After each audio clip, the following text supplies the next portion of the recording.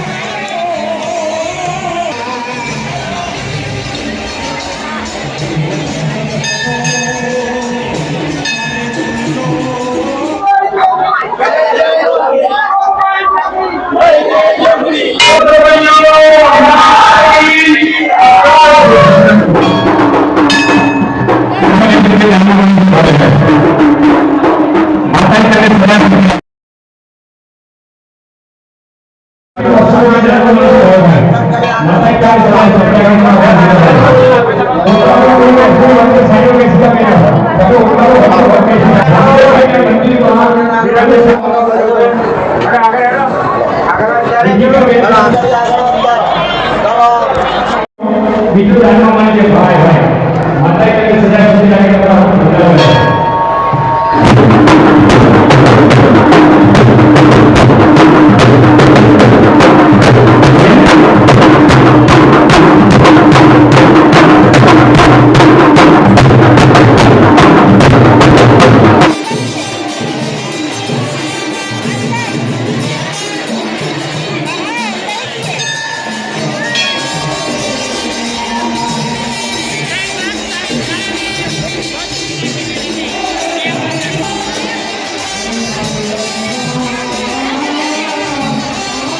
જય માતાજી। હા, તો આપણે માતાજીનો અહીંયા તો મેળો કેટલા દિવસ ભરાય છે અને ક્યાંથી શરૂઆત થાય છે અને માતાજીનું શું મહત્વ છે? મહાકાળી માની સગડી નીકળે છે અને માતાજીનો ટૂંકમાં ઇતિહાસ થોડો કહી દો ને અમારા ઓડિયન્સને। માતાજીનો હોળી પછી અહીંયા ઉતાસણી જે દિવસે હોળી હોય એના 5મા દિવસે એટલે પાટણ વધ 5મના દિવસે અહીંયા માતાજીનો પ્રાગટ્ય દિવસ મનાવવામાં આવતો હોય છે। એમાં માતાજીનું યંત્ર બદલવામાં આવતું હોય છે અને પ્રાગટ્ય દિવસ ધામધૂમથી શોભાયાત્રા નીકળતી હોય, જગતને માતાજી સુખાકારીના યદાન આપતા હોય છે અને દર્શનનો લાભ દરેક ભાવિક ભક્તો લઈ અને આનંદ ખુશીથી જીવતા હોય છે। હોળી પછીના 11મા દિવસે અહીંયા મોટો મેળો, લોકમેળો ભરાય, એમાં ખેડૂતલક્ષી જીવન, એમાં સુકન જોવામાં આવતા હોય છે અને આખા વર્ષનો વર્તારો, વરસાદ પાણી કેવા થશે, પાક કેવા પાકશે, એ અહીંયા ખેડૂતો દ્વારા જોવામાં આવતું હોય છે અને એનું ભાવિ ખેડૂતો દ્વારા નક્કી કરવામાં આવતું હોય છે કે આ વર્ષે આ મહિનાની અંદર આટલો વરસાદ થશે, આવા પાક પાકશે। એના ઉપરથી ખેડૂતો એના ઉપરથી એવી ખેતી અને પોતાના બિયારણનો ઉપયોગ કરી શકતા હોય છે। બીજા દિવસે મા કાળી માતાજીની સળગતી સગડીઓ નીકળતી હોય છે, એના ઉપરથી જ્વાળા ઉપરથી પૃથ્વી ઉપર કેવું રહેશે, એના ઉપરથી સુખાકારી, કોઈ કુદરતી આફત, કોઈ કુદરતી રોગચાળો કે કંઈક શું થવાનું છે એના ઉપરથી જોવામાં આવતું હોય છે। અને અહીંયા દર રવિવારે દર મંગળવારે અને આડા દિવસે પણ ભાવિક ભક્તો માતાજીના દર્શનનો લાભ લેતા હોય છે. ઉત્તર ગુજરાતની અને ગુજરાતની ભારતભરની અંદર જોવા જઈએ તો 64 જોગણીઓ માતાજીનું મંદિર એ પાલોદર મુકામે આવેલ છે. અને શ્રી 64 જોગણીઓ માતા એટલે યુગ પહેલાની માં જોગણી, જ્યારે યુગ નહોતા ત્યારે માં જોગણી હતી અને એને આ વિશ્વની સ્થાપના કરી અને એને આ સૃષ્ટિની રચયિતા બની અને આ સૃષ્ટિની રચયિતા પોતે છે. અને દરેકનું રક્ષણ કરવું, દરેકનું પેલું કરવું એ માતાજીના આધીન છે.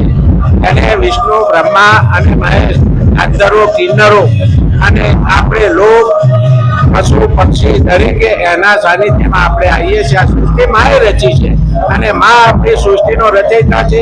અને આ જગતની માં જગતજનની અહીં પાલોદર મુકામે બેઠી છે.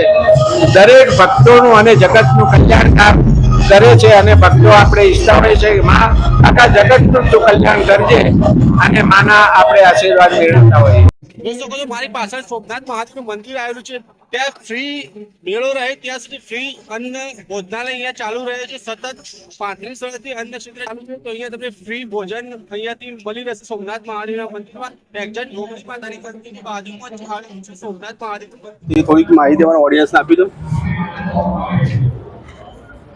અમારે સોમનાથ મહાદેવમાં પરમ પૂજ્ય હરનારાયણ ગિરિજી મહારાજની પ્રેરણાથી બરોબર.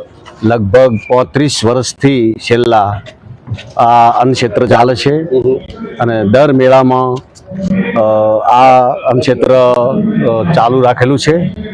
તારીખ 13/3/2022, તારીખ 14/3/2026 બે દિવસ આ સદાવ્રત અન્નક્ષેત્ર ચાલે છે. અહીં ભોળા સોમનાથ મહાદેવની પ્રેરણાથી ચાલે છે. અને આ જોગમાયાના મેળા સતત અમારી આ 2 દિવસની સેવાકીય પ્રવૃત્તિ ચાલુ જ છે અને દરેક ગામ લોકોનો પણ સહકાર છે, સેવકોનો, ભક્તોનો પણ ખૂબ સહકાર છે. આ બધા સેવાકીય ખૂબ પ્રવૃત્તિ માં 7 તન મન ધનથી સાથ સહકાર આપે છે. એમનો ખૂબ ખૂબ અભિનંદન છે, ધન્યવાદ છે. અને ખરેખર સોમનાથ મહાદેવને અને હરિગિરી બાપુની પ્રેરણા છે અને જોગ માયાની કૃપાથી આ સદાવ્રત કાયમ ચાલુ રહે એવી અમે અંતરથી પ્રાર્થના કરીએ છીએ દેવી દેવતાઓને. દર પૂનમે પણ આપણા ત્યાં યોગમાયા યુવા સંગઠન આપણને જમાડે છે યાત્રાળુઓને. અને રામદેવપીર મહારાજમાં પણ દર બીજે યાત્રાળુઓ પ્રસાદ લે છે. આ વાલોદર ગામની ખરેખર ઉત્તમ ભૂમિ અને પવિત્ર ભૂમિમાં આવી સેવાકીય પ્રવૃત્તિઓ ચાલે છે. બહારના આવતા યાત્રાળુઓ એ ખૂબ આનંદ અનુભવે છે. એ પાલોદર ગયા હતા તો અમે કોઈ બધાય પ્રસાદ લઈને જઈએ છીએ દર પૂનમ, દર બીજ. અને આ મેળામાં સતત 30 વર્ષથી આ સદાવ્રત ચાલે છે. એ હરિગિરી બાપુની પ્રેરણાથી ચાલુ કરેલું છે અને સોમનાથ મહાદેવની પણ કૃપા છે અને જોગ માયાની પણ કૃપા છે. ઓમ નમઃ પાર્વતી પતિ હર હર મહાદેવ.